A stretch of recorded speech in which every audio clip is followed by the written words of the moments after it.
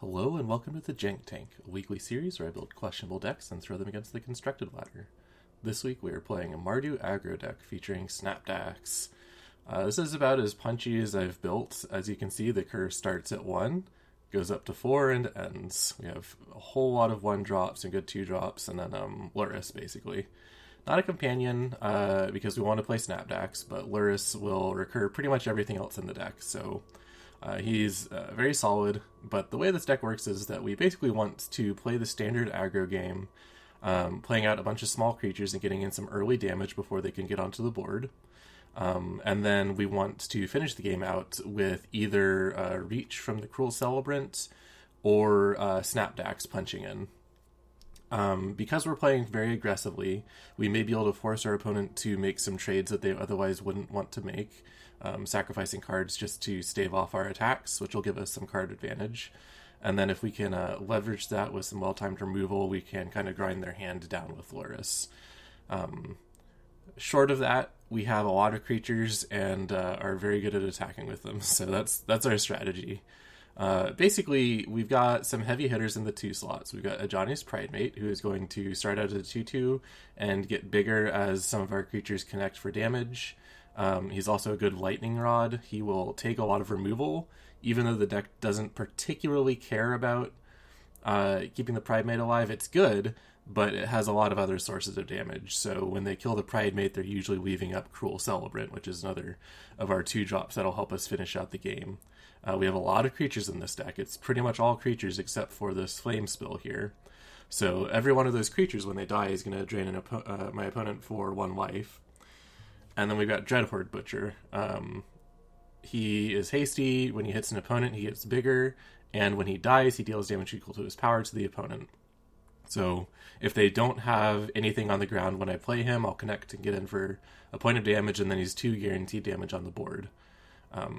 And that's kind of what we want to do with this, is have creatures that, even when they're removed, will still end up costing the opponent a lot. On the 1-drops, we've got Healer's Hawk. He is going to combo with the Ajani's Pridemate, as well as just be a cheap, evasive attacker. He usually gets in for some damage, unless you're playing against an opponent with flying, in which case it's going to be a little rough, but he is a good source of evasive damage. Slow, but he kind of gets in extra points. He does a lot of good work, and the combo with the Ajani's Pridemate is pretty solid. Knight of the Ebon Legion is a little tricky, but he is quite valuable as a mana sink. So he's a 1/2 normally, but if you swing with him when you have 3 mana open, your opponent can't really afford to block him because you can just pay 3 mana and eat their card if they block. Pumping for 3, going up to a 4/5 is bigger than pretty much anything they have on the board for a while. And if it's bigger than a 4/5, you're still getting Death Touch and trading with it. So he is a good semi-evasive creature. It's not as good as Healer's Hawk in terms of evasion, but he can grow over time like the Pridemate. If you get in some extra damage, he will get bigger and more dangerous, which kind of snowballs because as he gets bigger, he's harder to block himself. We also have Vampire the Dire Moon. It's another good Death Toucher. These 1-drops, I wanted the Death Touch because it guarantees that they can interact with the board on a later turn rather than running out of steam. My small creatures can still be relevant in the late game. Plus he's got Death Touch, or Lifelink, which combos with Ajani's Pridemate. So that's nice. Even if he is attacking and trading into whatever it hits, it's going to kill that thing and make the Pridemate bigger. And then I've got Fairy Godmother. I wanted some... I mostly want the Gift of the Fae here. It gives +2/1 in flying, so that's a good way to jump in for extra damage at the end. You can close out a game by giving one of your creatures evasion. Or you can jump something to get counters on Knight of the Ebon Legion or Ajani's Pridemate, things like that. By giving them evasion, they can go over, get some extra points of damage in, and get bigger for future turns. So that's what's going on here. Plus it turns into a 1/1 flyer later, and I just wanted a lot of bodies so that I can mutate onto them with Snapdax. Luris is pretty self-explanatory. You play him, you get back a 1-drop immediately. Next turn you can replay your Dreadhorde Butchers, so it's just really solid. He is pretty much the only thing that's going to keep us into the game if we're playing against a mid-range sort of thing that can stabilize. He is going to be how we're going to grind some of the value back out, just by like replaying Vampire the Dire Moons, that sort of thing. Flame Spill, I wanted some sort of burn to get rid of blockers, and if we're killing chump blockers, Flame Spill is pretty much the most efficient thing that'll do that. It'll deal exactly as much damage as we need to a creature, and then the rest spills over to the opponent. It's good for getting clearing the way for Dreadhorde Butchers, getting extra damage in with Knight of the Ebon Legion, that sort of thing. And then at the top we got King Caesar. Snapdax, when he mutates, he deals an instant 4 damage to a creature, and then he can swing because he's mutating on a thing that's already been in play usually. So he'll swing for 6. He's got double strike, which means that he combos pretty well with some of the other cards in here. Lurrus, if he mutates onto Lurrus, he gets lifelink. Ajani's Pridemate, double strike, and counters gets out of hand really quickly. If you mutate onto an Ajani's Pridemate that's gotten 2 counters on it, he is swinging for a 5/7 double strike. So that's crazy value. You've got the same situation here with Dreadhorde Butcher, except now, if the Butcher's got any counters on it, then he is not only swinging for double strike with Big, he is going to increase the size of the Butcher by 2, because he's got 2 more power than Butcher does. It's really sweet with Vampire of the Dire Moon. He gets double strike with lifelink and death touch, so not only are you gaining life, you are instant killing anything that tries to block. So really hard to deal with. They just need direct removal, which you'll notice this deck is lacking any sort of protection for its creatures. That and board sweeps are going to be this deck's downfall. We'll see if we run into those today. Every deck has an Achilles heel. It's direct removal. If they try to engage us with creatures, it probably won't work. Snapdax works with Knight of the Ebon Legion. He gets +3/+3 for 3 mana. That's going to combo with double strike. He wears Hawk's Nice Evasion with a lifelink, an evasion. So all of these are really good mutate targets, basically. That's kind of what I wanted with the deck, was to build it around Snapdax and get some good Snapdax turns, because he seems like a good guy. Real powerful, so that's what we wanted to do. I've got 24 lands here. Even though the curve is exceedingly low, we've got 12 1-drops, 12 2-drops, and 8 3-drops. Snapdax is unfortunately 5 to mutate, not 4, and I don't really want to hard cast him because then he will just die to removal on their turn. So you need 5 mana, and I found 24 lands will get me to 5 pretty consistently, so that's what we want. So that's what I went with. We'll be getting some extra lands, unfortunately, which means we might end up cycling with the Triome, so that'll be nice, but generally I want to hit 5 and stop. So this has been a pretty good land split so far. 3 colors though, and these are pretty stringent on the color requirements. We've got 2 of our 2-drops that take doubles. Lurrus is a little flexible with a black or white, but he is double mana color requiremented. So it's a little tricky. Snapdax wants double white for his mutate. So I could see us getting stuck pretty easily, but it hasn't happened much yet. So I'm hopeful that this is the right balance. That being said, let us jump into some games. The ladder has reset, and I haven't climbed it back up to Platinum yet, so we're going to be in Gold tier, which is fine with me. Platinum's a little too competitive for me. And this will be the first episode with the new, I believe the new companion rules are in Arena so far. This is not keepable. This is alright. I'm gonna ditch this Healer's Hawk. Ugh. I've seen better hands. But yeah, it means that Agent of Treachery is out, Fires of Innovation is out, and let's see. Oh, they haven't updated the tooltip for Companion yet, so maybe it's not implemented yet. But if you haven't seen the changes yet, the Companion update makes it so that you can, instead of casting your Companion from the Companion area, you can, let's see, yeah, I guess, let's go, you can pay 3 mana at sorcery speed to put it into your hand. So it is a lot slower to do. Oh, there's King Caesar. I like that. Let's get in for a damage. Face the Wrath of Healer's Hawk. So I don't know how removal heavy these Kahira decks are. I haven't played against them a lot. They seem centric around Kahira and playing a lot of creatures that benefit from Kahira. So We'll see. Alright, he's gonna straight up cast one from his... Nice. Let's see. We'll get... Planes. Because that will help guarantee King Caesar. I am not certain I want to flame spill here. I think I do. This is just gonna be... Let's just get in all the damage while we can. That's how this deck functions. I need a Cruel Celebrant or something to back it up so that when my stuff starts dying, I've got the damage reach. Ooh, he keeps shocking himself. Alright, well, rip all my guys. Those board sweeps I was telling you about. We're just gonna straight up cast him then, since I don't have anything to mutate. See if he eats removal, or if he goes for a blocker. Ideally, it would be something weak with Death Touch, and I can just flame spill it. Alright, he does have removal. We're out of this game now, basically. Go Johnny's Pride Mate. I mean, we could get a Luris. Luris would be an amazing draw here. It'd be exceedingly awkward, because we'd be white, and just have a red, and we wouldn't be able to recast our Healer's Hawker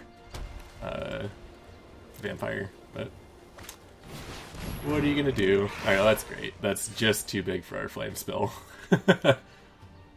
Well, let's get in for damage while we can.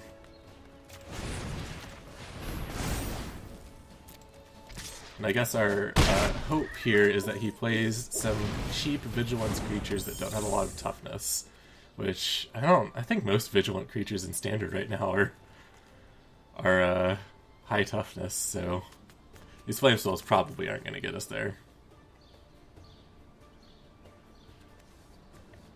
But if he goes Kahira, I can at least get 2 points of damage in with the Flame Spill.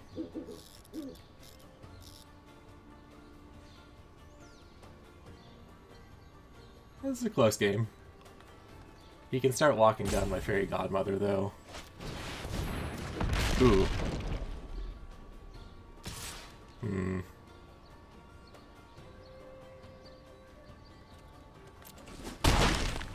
Okay.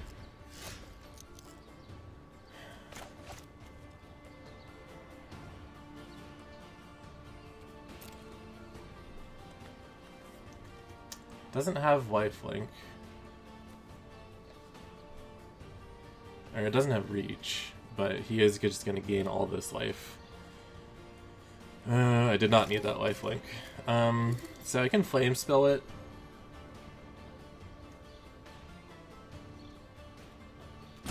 I can't because he's going to have vigilance. I think we're just done. I think my best play here is just to swing. He needs to block with a violent here. Okay. He double blocks. That's fine.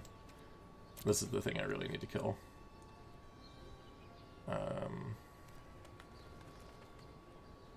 let's look at this again. Gross. So I could cycle it. I think Snapdax mutation is really good for him. Well, no, it's not, because he's got the Frondland. Yeah, I don't know.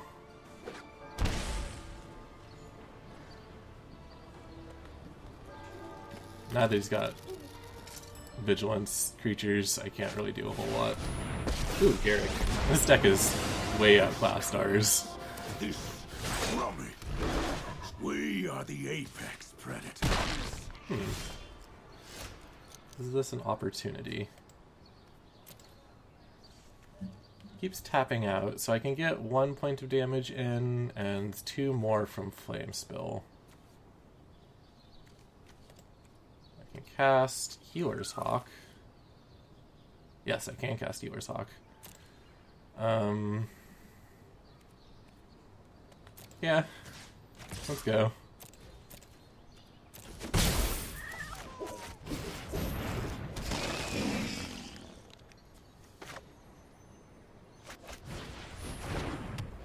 I want evasion bodies right now, stuff that can go over him, so that he has to spend, like, now that I have 2, he can't tap down both of them. This is an eclectic deck. Oh, don't gain life. Alright, well, yet again, we're still losing. We have run into a creature-based life gain deck, so this isn't working. Yeah, there's no way I can outrace this much health gain.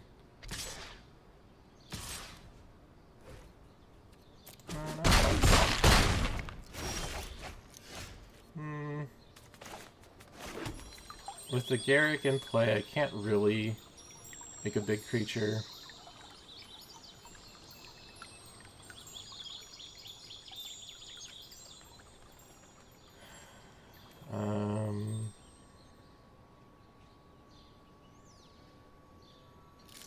Yeah, there's not really any way for me to get his Garrick down to the point where I can't... Yeah, I'll just concede. Lurrus might be able to claw me back out from this, but Garrick can just kill Lurrus when he needs to, so... next turn was probably just going to be Kahira swing for like 20.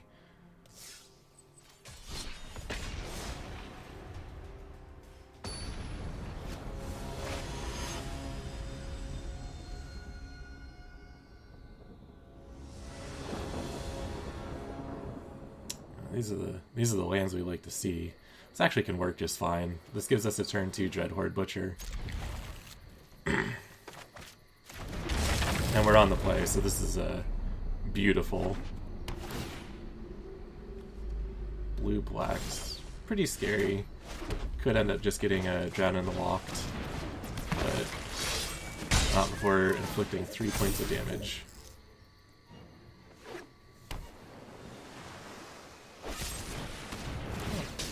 Amazing. Not the exact card I said, but the effect is the same. Okay. So I can go Pridemate or Knight. I think Pridemate's my best option here. The mana's not really cooperating with me in terms of curving out, but that's okay.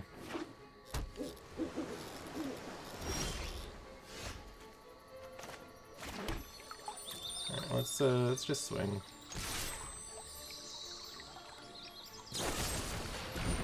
Yeah, that's fine. This will be a good opportunity to cast Lurrus, I think.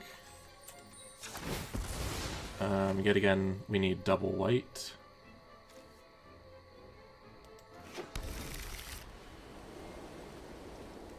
Yeah, he can't counter it. He might kill it, but...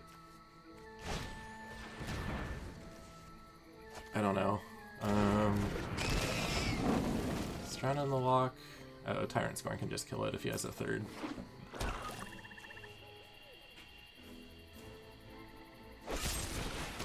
Alright, that's a third Tyrant Scorn. Kinda needed that not to happen, but... That's alright. We will go... Jeez, that's our only source of... Ugh. This is hideous. Alright, well, you're not getting anything else from our hand. Well, we're gonna play... Vampire. Oh, he gets the Flame Spill. That's...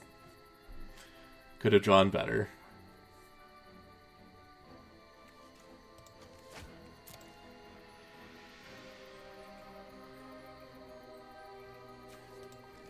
Very, very removal heavy. I like this style of deck, though. I think Thought Scour is really what's needed. Okay, so... Yeah, this is our opportunity to get in. Since I've got Death Touch, I get to just ping. But he probably has like another kill spell. Goodbye, Lurrus fodder.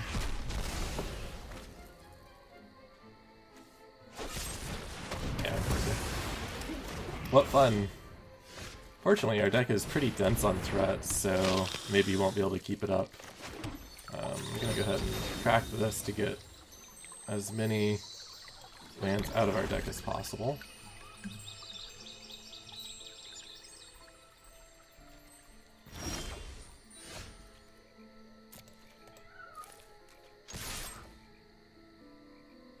Time for Slither Wisp.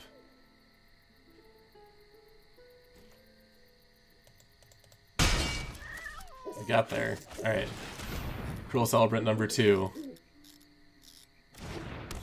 Oh, we resolved. That's 3 damage on the board. If he kills everything. No, it's no damage. I'm back.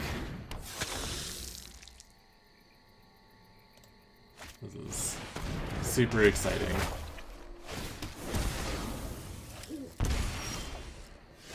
Alright, 3 more damage. We're getting there. Loris will be sweet. I mean, it'll get countered. Does this deck have threats? I guess it's an Etrata deck. We're gonna lose to Etrata. Yeah, I'll trade. You're not gonna trade. Will you? I think he should. He's got all the cards.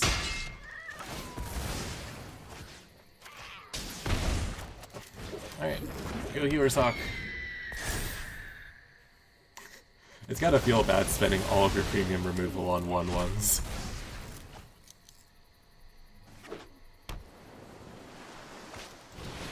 Oh, there's his win condition. I like Etrata better. Etrata's a pretty cool win condition. The fabric of the multiverse obeys me. I just gotta get damage straight to his face. I'm not gonna be able to kill Ugin or anything, so... Lies beyond vision. Alright, we got the Pride Mate countered. I mean, even if he doesn't counter it, Ugin is happy killing it.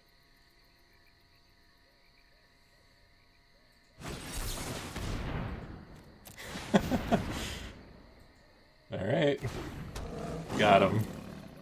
I had to pay 4, guys. If I didn't have 4, I would have just felt really stupid for not playing that swamp.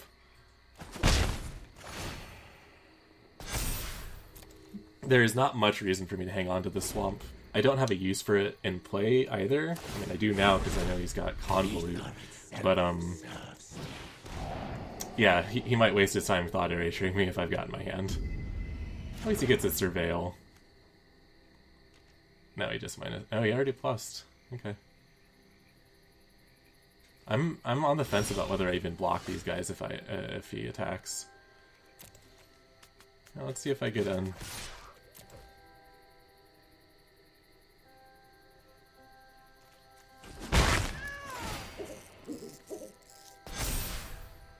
Alright. We'll play it. I still got a mystery card in my hand.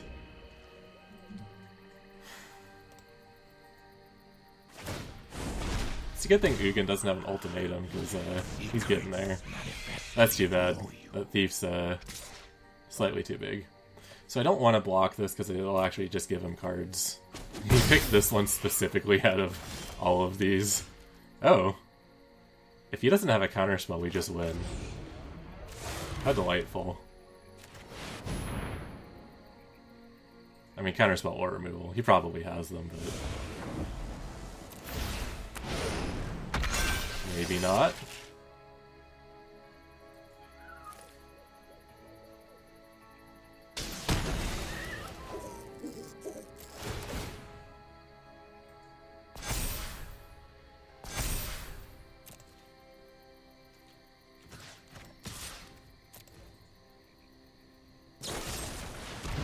Okay.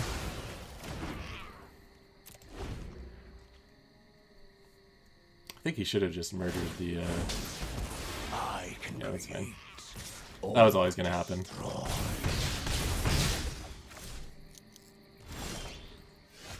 That's ambitious of him, though, swinging with all of his guys. So now I need a Dreadhorde Butcher plus this Fairy Godmother. Hasty damage is the only way I'm going to win, so I'm just going to play my planes and act like I drew another land. Come on, Dreadhorde Butcher. Oh, Luris. Luris would be great. I'm acting like he doesn't just have more instant speed kill, though. This is a lot of removal.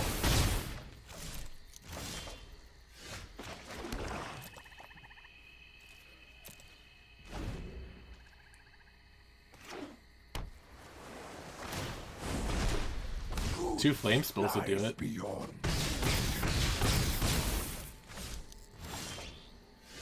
Night. Eh. I'll bite.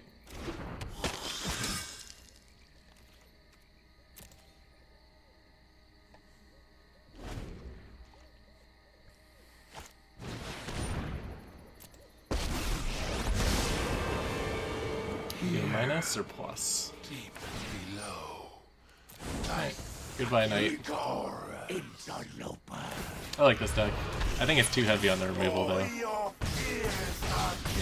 think it would benefit from Murderous Rider. Alright, Dreadhorde Butcher, bust. We bust. Alright. We didn't get there, but yeah, I think it needed more cards that acted as threats and removal. Because I could easily see him running into a case where he just has too much removal in his hand and not enough threats.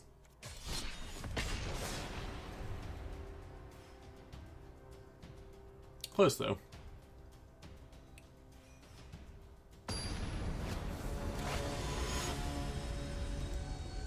That game we would have benefited from having some sort of protection from removal. I've got 2 options in the sideboard back in the deck that I can show you after we're done. This is a spicy hand.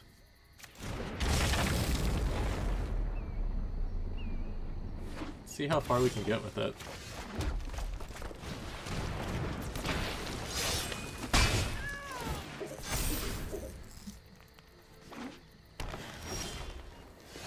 Alright, so we got... We go Triumph here and play the Primate. Let's see if this connects. No. Okay. So this Primate probably won't either, but Lurrus getting back Dreadhorde every turn is pretty cool.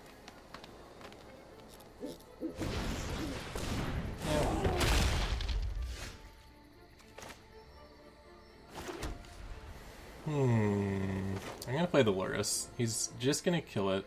But next turn we can go Lurrus plus Butcher. Maybe I just trade my Lurrus here with his Bone Crusher.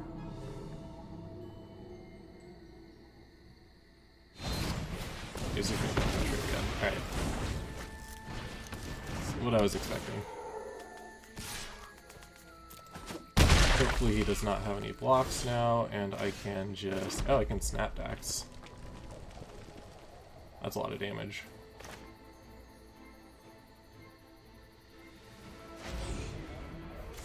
Let's go. Over. And this Bone Crusher is far more dangerous to me than this Grazer. Yeah. Hopefully this is big enough that it's out of his range of burn. Or if not, that it takes several cards to bring down, and then we can claw back with Lurrus. Alright, well, he's just got a lot of damage. So Lurrus, we're gonna get back Dreadhorde.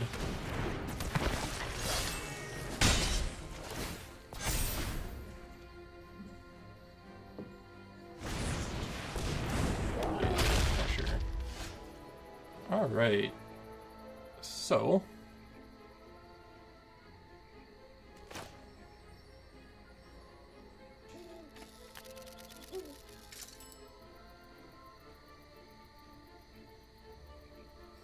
I'm trying to decide who I want to Fairy Godmother.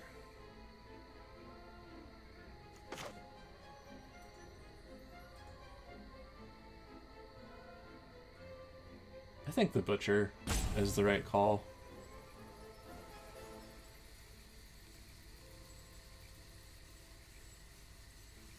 Or no, I figured it out. Alright, then we attack like this. If he trades here, then I can just replay the Butcher. Kill this dude. Yep. Oh, I should have done the Cruel Celebrant. That was a mistake. Alright, so he's gonna spend a turn getting card advantage. And this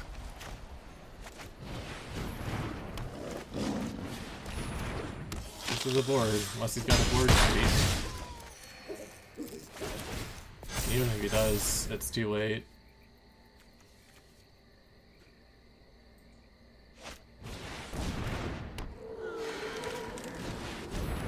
Nice.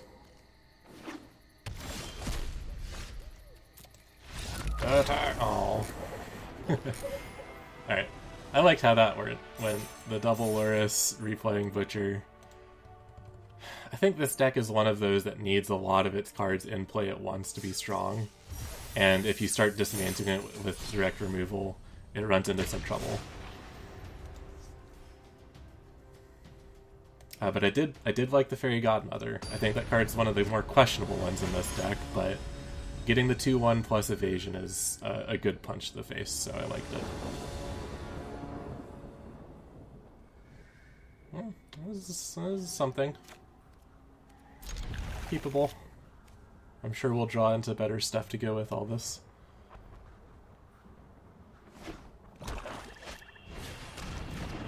Alright. He's got lifelink of his own.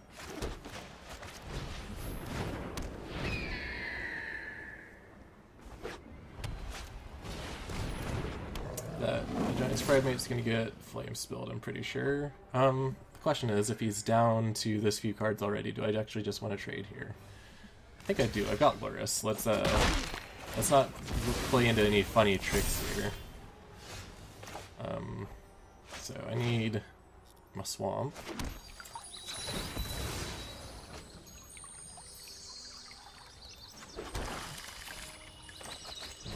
Second Healer's Hawk. Now I need to stick this Flame Spill on the Pride Mate, but this deck also usually runs those Aerialists as well, so I don't know what's the most important. I might save the Flame Spill for sources of life gain. The problem with that strategy is he usually has Sorin's Thirst as well. There's too many options. Okay.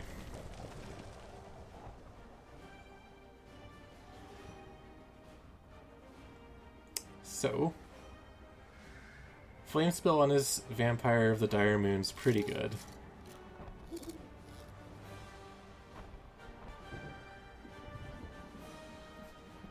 Here's what we're going to do. We're not going to attack. Flame Spill is an instant speed. I'm going to sit here and wait for this block. If he plays a Swamp Ghost Sorin's Thirst on the Hawk, then I'll know that it's inevitable. Okay. This clarifies I definitely want to get rid of the Vampire of the Dire Moon then. Please don't have Indestructible. Alright. So we're in a bit of a precarious spot. If he does have more sources of life gain, things could go south for us very quickly. However, is it better to save the Lurrus? I can only go Cruel Celebrant. That's oh, I see why I would tap like that. No, I want let's tap like this. Always beware of the auto tapper. I want to get some health back.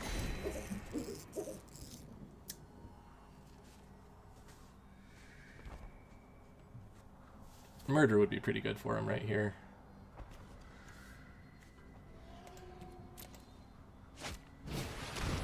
Oh, Pacifism. So we can assume our Lurrus is going to stay in play then.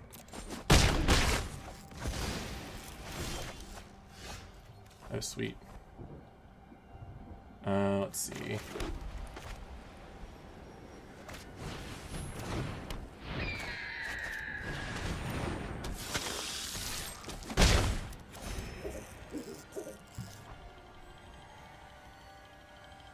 So I'm going to save this King Caesar for removal.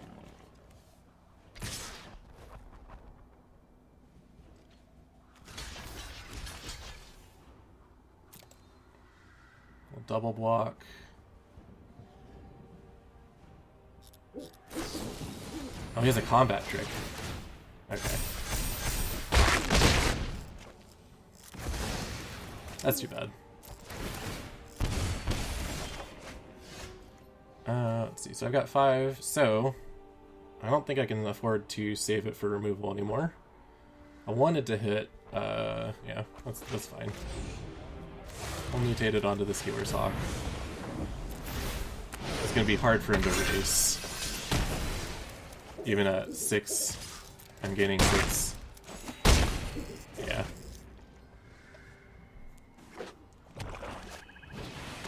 There's the Aerialist. Seems good. No reason not for him to swing back.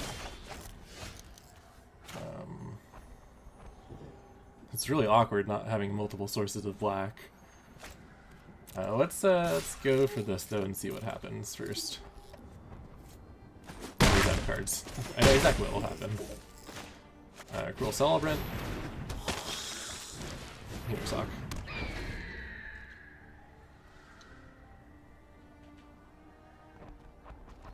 I'm not sure what'll be good enough for him at this point. More life gain shouldn't do it.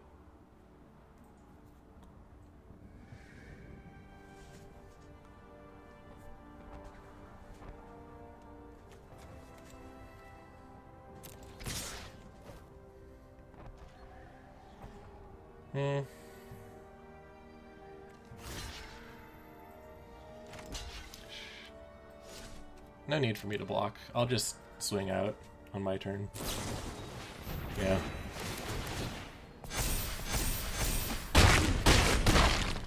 Hurts. There's a swamp.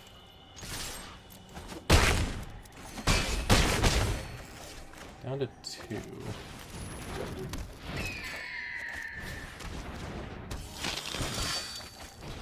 Alright, playing all of these out means that if he swings out again, I kill him with my, with my blocks. Yeah, alright, we got there. I like the instant speed life gain for that deck, though. It would have been much better as Soren's Thirst, though. 2 damage to a creature is much stronger than having the option to just gain life. Although, I think that one destroys enchantments, and I have said for a while that enchantment removal is pretty important. So I like the idea. I haven't really gotten a handle on the new meta game. Ooh. I'll keep it. It's got a good mix of lands and non-lands, but I need red. So I don't know how important enchantments are at the moment.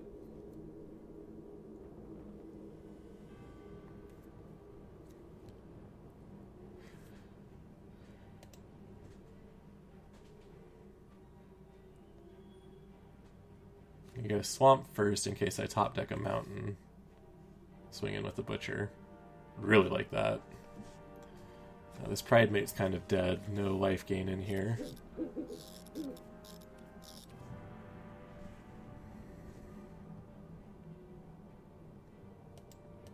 Opponent's hard considering his opening 7.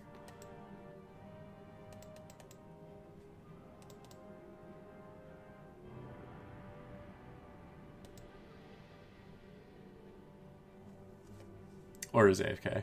We'll find out.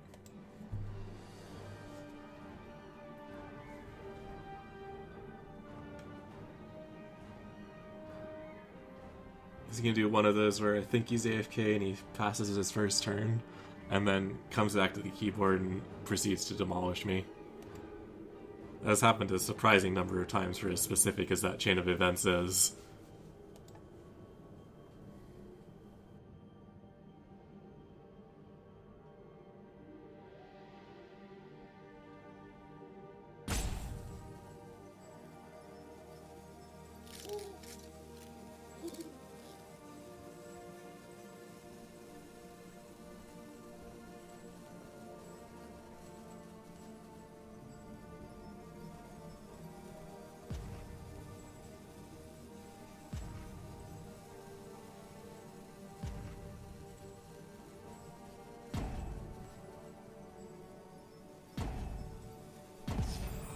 Alright, well, he's keeping his hands. And now he'll think about his card draw.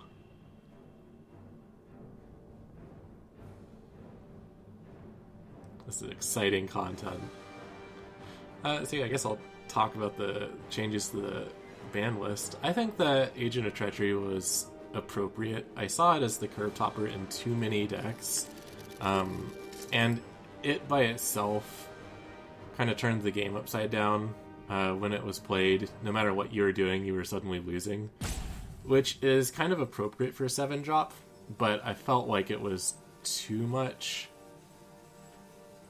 It was too good at stabilizing, even if you've got an advantage on the board. Getting that extra 2-3 body meant that you can't even attack past your own biggest thing. You can't just try and squeak some damage through. And also it was abusable. Like, everything that flickered Agent of Treachery was just gross. You know that's not what they intended with the card. Alright, we got the free victory. Well earned. Didn't need that second mountain. Turn 2 mountain. Oh no, we're going to tier 3. It's time to bail, guys. That being said, I am not sure that Treachery is going to have that much of an impact. It's a 7-drop, and there's a lot of strong 7-drops. Like, are we just going to see Kiora Best the Sea God all of a sudden? Just infinite tap-down walks instead? Is that just going to be way less fun to play against? Start seeing that, like, I wish you'd just stolen all my stuff and killed me instead of this 8-turn purgatory where all my stuff's tapped forever. Alright, well, this is a heck of a hand. I mean, I'll keep it. I like these opening turns, but... Ooh, Shadow Sphere. That's actually going to be a huge problem for me. I cannot deal with extra lifelink. Especially not on a Pride Mate. Alright, yeah, I think we just lost. I think it's just done.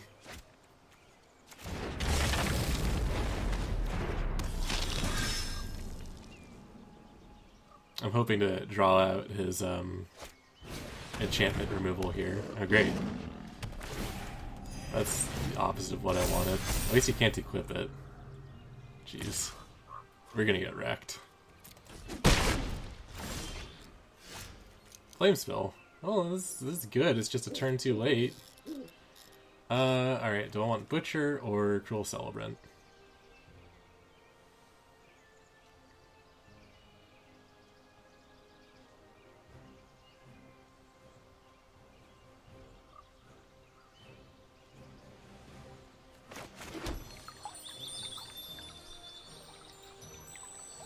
I don't know. Neither of these are going to save the game.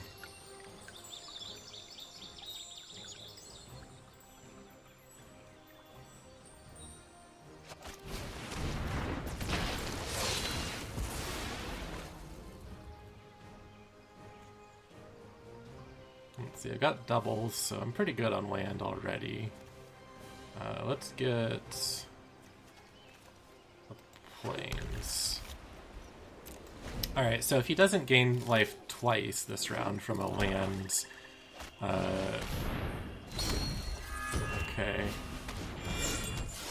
Alright, he's not gaining any life this round, which I guess he doesn't need to. We're gonna get destroyed here.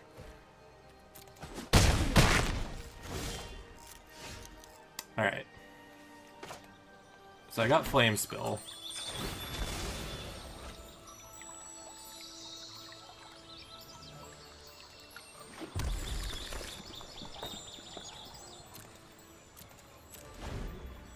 So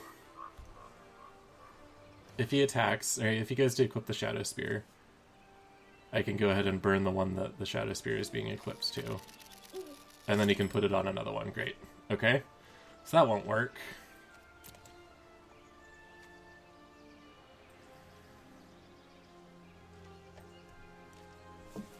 Oh, he doesn't attack. Well, I was going to Flame Spill anyways. Let's try and kill one of these Pride Mates and see what happens. Instant speed, 2 sources of life gain. Karametra's Blessing. Karametra's Blessing, probably. Yeah, okay.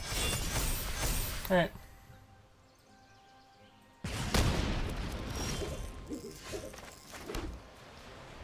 Okay, so King Caesar can kill this, and then I take 6 to the face.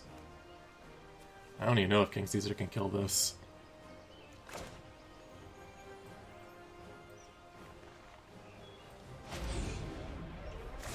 I think we gotta try, though.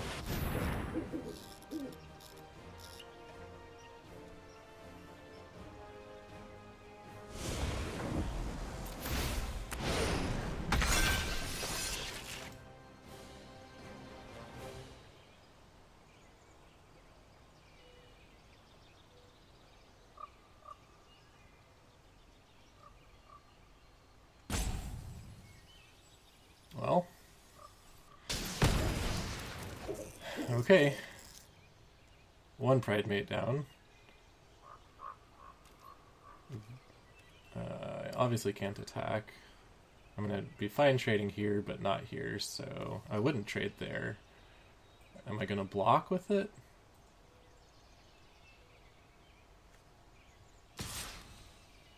I mean, I don't know. Nope, no attacks. I'm gonna play it a little bit safer. Basically, I'm not going to win this by racing him down, so I'm going to play defensively instead. Even if he has a kill spell, at least this King Caesar can try and block something. This I'm gonna have to deal with via Knight of the Ebon Legion Death Touch. I think that's the only thing. That's the only way this is gonna work.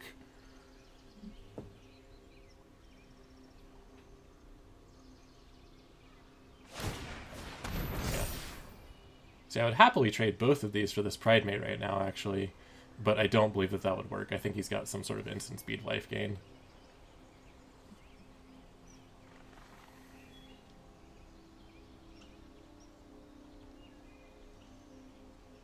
He's trying to figure something out here, which means he's weighing the merits of some combat trick. Alright, well, he's got one card. So if I can eat through that combat trick, I might not die.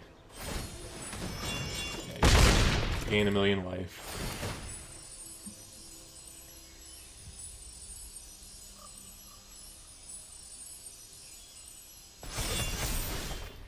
It's pretty big.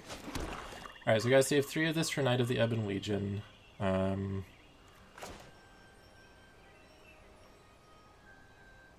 Which means I can only cast this. And Knight better do it.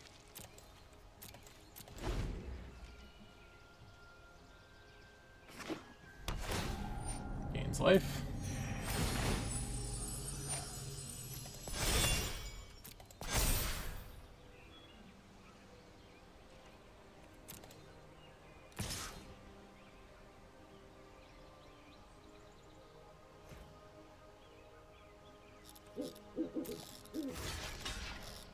Alright, we'll find out what his combat trick is.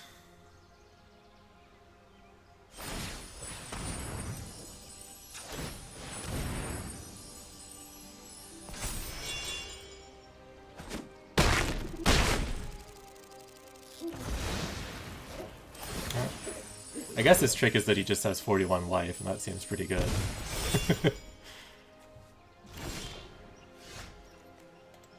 Okay. Well.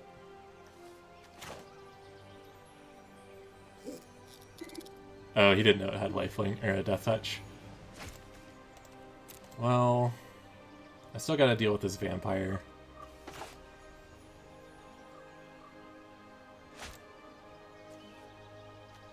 It's gonna have trample, so I actually need some life gain here.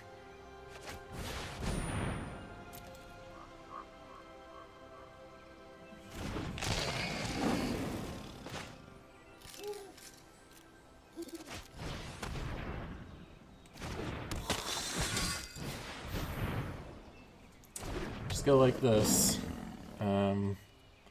Unfortunately, because of lifelink and death touch, he just puts that on and swings, and I've got to block with quite a bit. So we'll see what he's got. Nothing. All right. In that case, I can start attacking, maybe.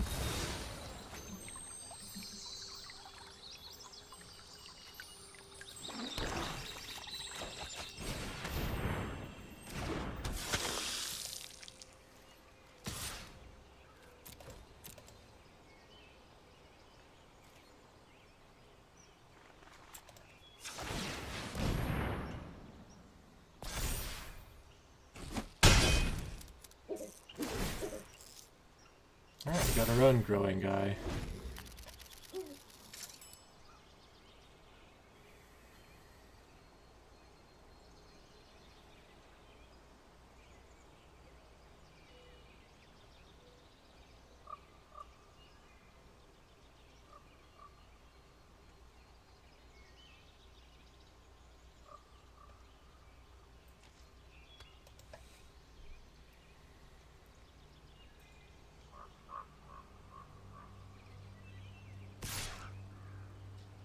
He's gonna go for something.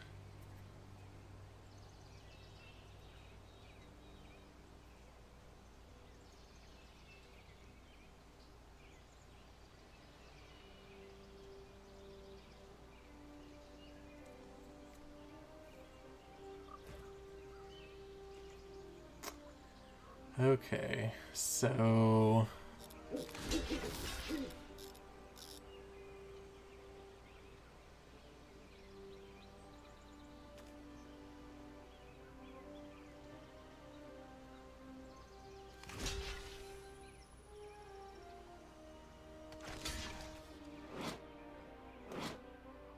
it's a Dreadhorde Butcher. In theory, this King Caesar should kill it, but I do not trust that. I'm gonna throw a Cruel Celebrant in the way as well. That should give me a decent health buffer if he has removal or something. I think this is just gonna be indestructible. Okay. Alright, so he was 3, so if I shoot it, that should still be lethal to it. We'll see.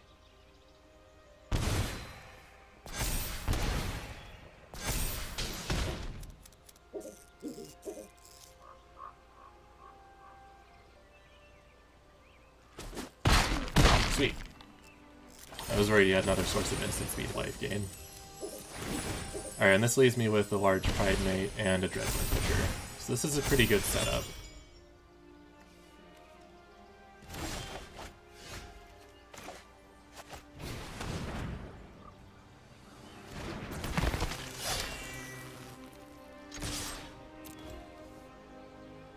I could have gotten 2 pumps off this knight if I had played my land.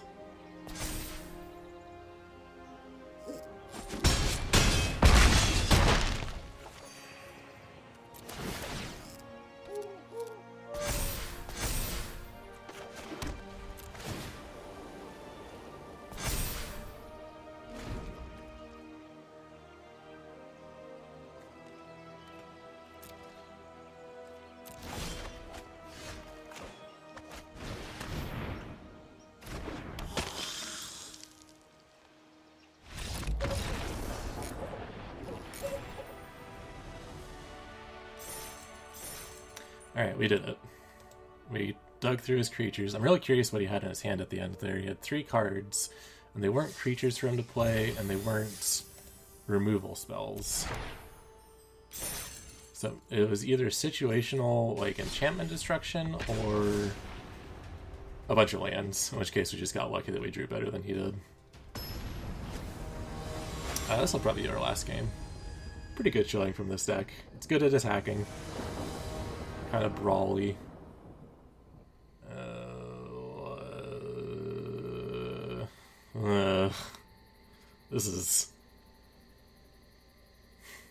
This has potential. We'll keep it. I'm not afraid to make poor choices.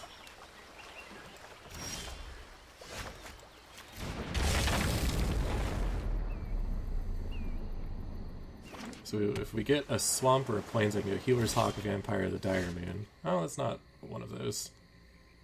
That's not a swamp or a plains. Let's see.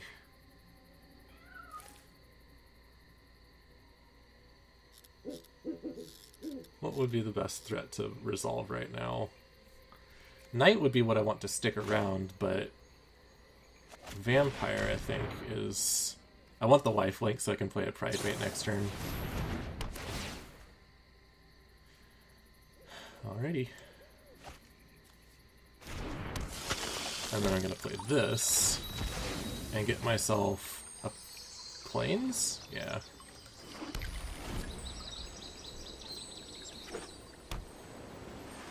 Alright, we're into cancel territory. Ready to throw all our spells down the drain. Let's attack with the vampire and see what happens.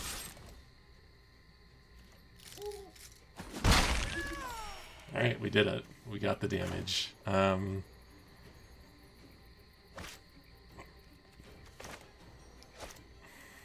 don't want to throw my Pride Mate right into the...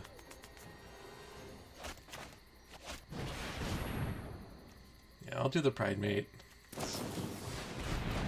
Oh, we resolved it. I guess I should have played it before combat. I am concerned, though, that this is just going to be a Shatter the Sky next turn, so I'm actually going to hold back.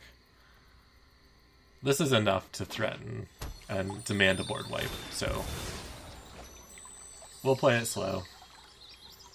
Slow enough for him to stabilize with the Yorion.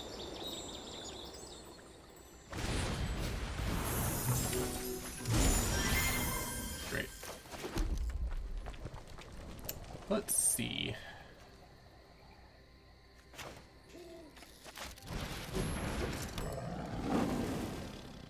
So next turn he can stabilize with Yorion, right?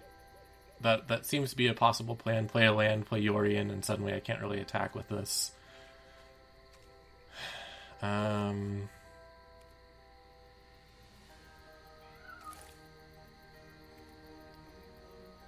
I'm not going to play into the board wipe again. I'm just going to keep on with this. If he goes for Yorion, then what's going to happen is King Caesar flops down... Oh, I don't have enough lands. What hopefully will happen is I'll draw a land, and then King Caesar will turn into a Vampire of the Dire Moon and eat everything. For, like, 8... No, it'll be 6... 10 damage. I'll be living the dream. But a lot's gotta happen for that to happen. Alright, he's gonna try and stabilize like this. Didn't get the land, however. I think this is a fine Fairy Godmother moment.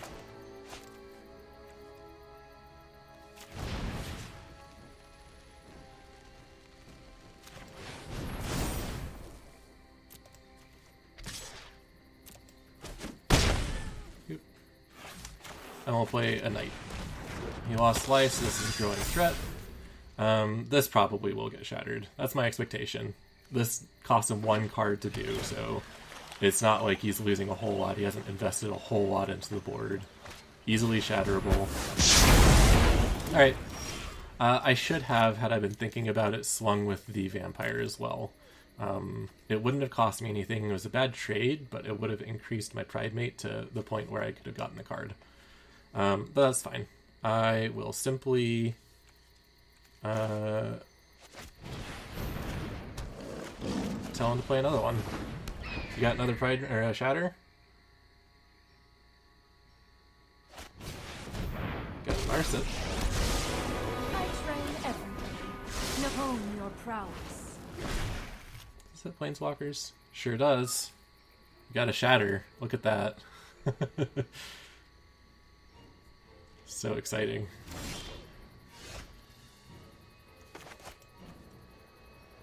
Oh.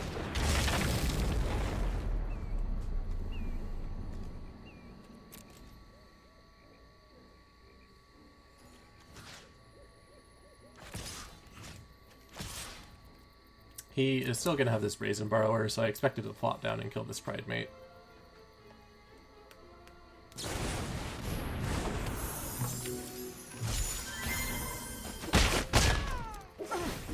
Interesting choice. Let's see. So we know he has Shatter the Sky. I guess our play is just to force it.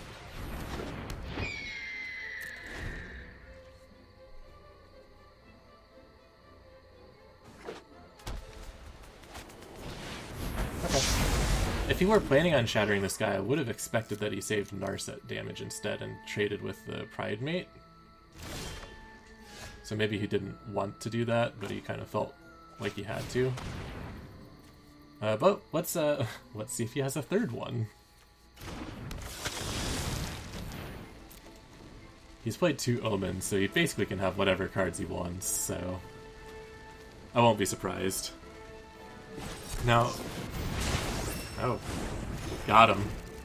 Got that Fairy Godmother. That's a little worrying. I think he's got another Absorb, unfortunately.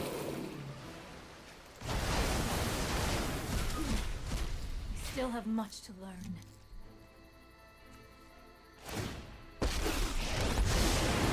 Past, present, good. and future are bound by threads of time.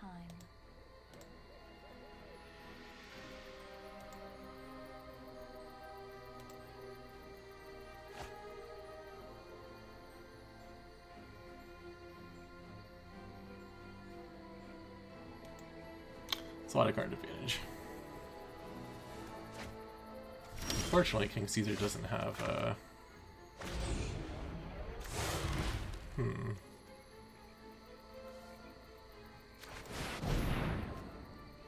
does not trample. Yep, there's the Absorb. No attacks. He would have to draw poorly for forever in order for us to come back. I don't really care about these Omens. But if he has another Absorb for this King Caesar, then I don't think there's much I can do. So, like I said at the beginning, board wipe's a big problem for this. I'm just gonna cast Glass Casket. Yeah, I think that does it. I needed the Death Touch from it. If I draw a land, I can King Caesar into this to kill the Narset. Cut him off from some card advantage, but... see if it even resolves.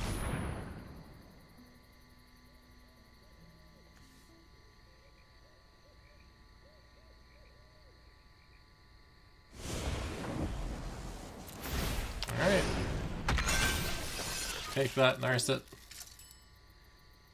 And now we can trade with Yorian. My mind needs a rest.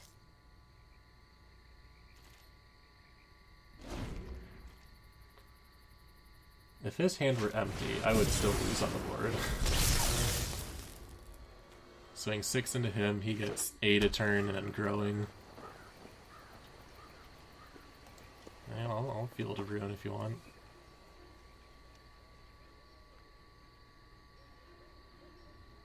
But it seems more likely to me that he will kill King Caesar. Yes, okay. We can concede.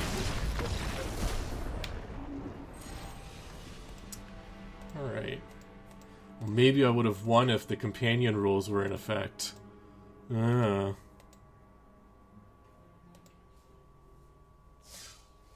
actually don't like the changes to the companion rules. I think that they were just fine. People haven't... I think people could adjust to companions by playing more specific counters. Like, companion decks are very focused, which leaves them vulnerable to disruption from, like, meta-targeting decks. And I don't think that we've had enough time to adjust. I think that just Agent of Treachery, and the Fires that likes to, Fires getting banned was nice, but I haven't played it against enough Fires for me to really hate it yet. But I could believe that was problematic. But I think losing those 2 cards would have shaken the meta up enough where people could build some new decks and then get used to something that didn't have to deal with an Agent of Treachery on turn 4 from Winota. Like, I think that would have given us enough breathing room to address companions. But let's look at the sideboard. So this deck worked alright. It was very puncher early, and it died to exactly the things that we said it would. So what can we do about that? Fight as One, I think, is probably a card that deserves to go in here. I don't know what I would cut for it, because I really liked having this density of creatures. But being able to give a creature of yours indestructible will help us avoid blowouts where we've done the King Caesar thing, and then he just dies. We could have protected him. If they go for a board wipe, you can keep your most powerful creature in play and punch them back, which is basically what this deck wants to do anyways. So I think Fight as One would get some very good mileage here. Obviously, there are no humans in the deck. I wanted everything to mutate into King Caesar, so you're not getting the full value from Fight as One, but it's it's the most efficient indestructible spell, so still very good even if you're not getting human and non-human. At the same point, Alseid is easier to fit in because it's another creature. It's a life-linking creature, so I would probably put it in place of, I don't know, maybe Fairy Godmother. Protection is the same sort of evasion. Doesn't give the power boost, but if you can sneak the Alseid in, you've got more lifelink to trigger Pridesmates, and you can give protection to save from direct removal. Won't help you with board wipes, so there's an argument to be made for Fight as One instead anyways. I think Fervent Champion is right in line with the rest of this deck. It is a human, so it actually work with Fight as One as well, but you can't mutate Snapdax into it. But I think that's fine. We had plenty of targets for Snapdax to turn into. And Fervent Champion is just one of the greatest one-drop aggros here. No, not many other knights. I think, yeah, just a Vampire Knight to combo with. But even with that, Fervent Champion combos with itself. You get a pair of them. They're both swing for 4 for a strike. Just very solid. Don't really need a lot of synergy to play 4 Fervent Champions as your aggressive deck point. I like Samet Sprint in here because I like pump spells for this style of deck, especially with Dreadhorde Butcher.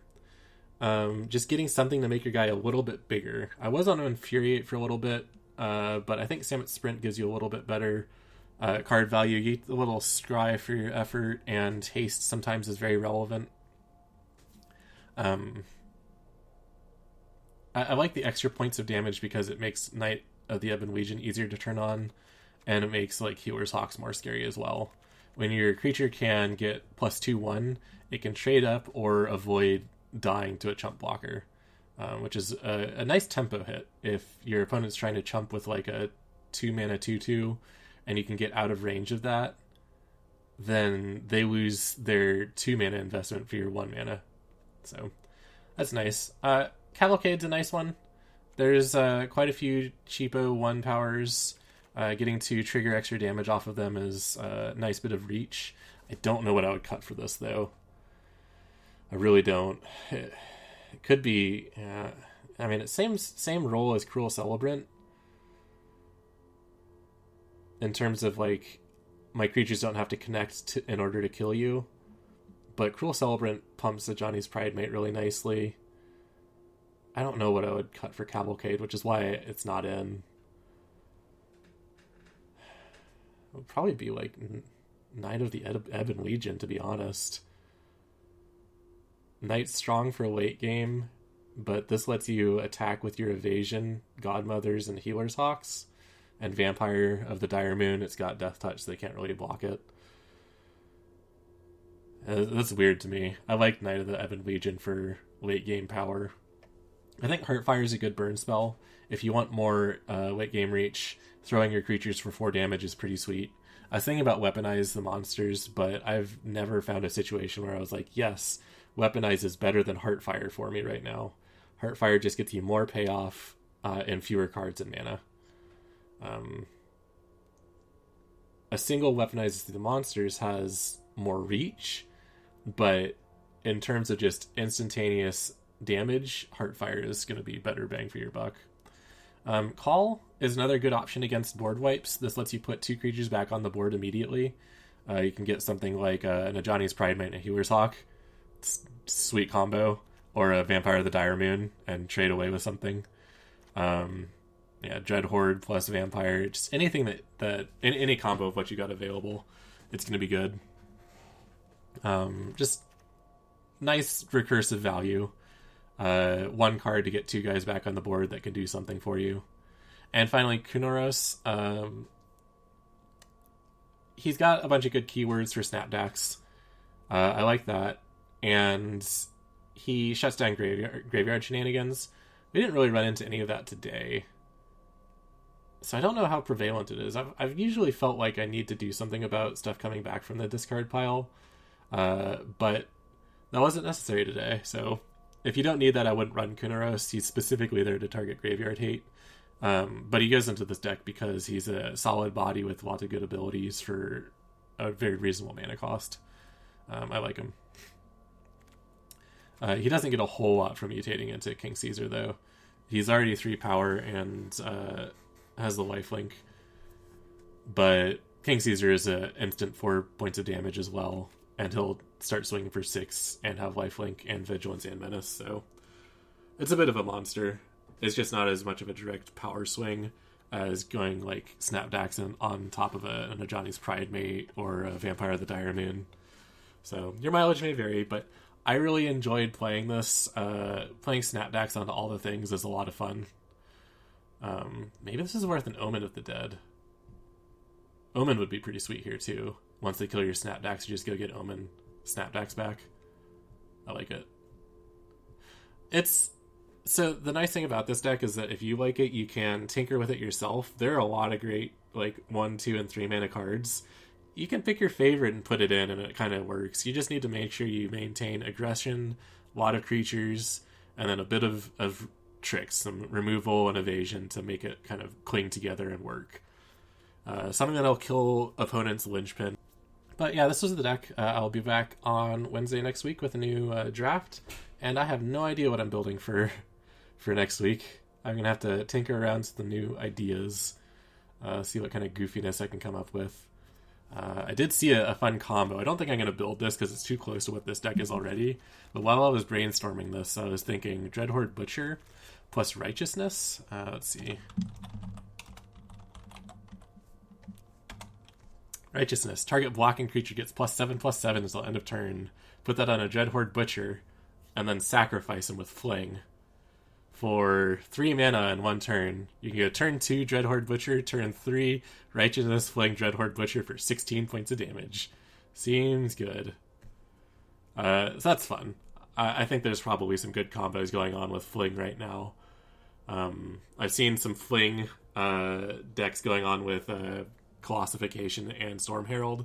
When we built our Storm Herald deck, that was a little bit before Colossification came out. But that's a good addition to the deck. So, yeah, there's some shenanigans. I'm gonna look for something else aggressive though.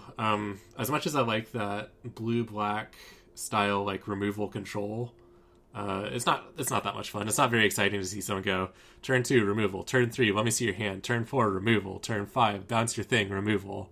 Maybe good. It's not very interesting though. So. I'll see if I can come up with something really punchy. Maybe something Banty. Bant aggro would be interesting. We'll see. Something with some shenanigans. I'll be back next week. Alright, see you then.